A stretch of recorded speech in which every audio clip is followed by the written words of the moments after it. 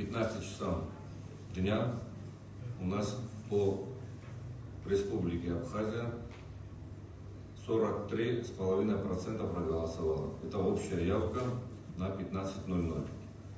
Что касается по районам и округам, то по городу Сухум, первый округ, 37% проголосовало.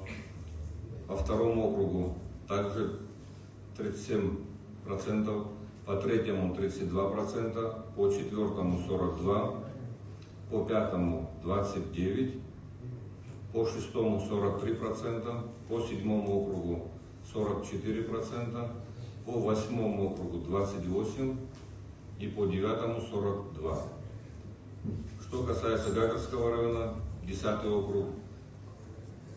Так, перед Гагарским районом хотелось бы отметить, что в целом по городу Сухум явка 38%. Вот. По Гагарскому 10-й округ 44%.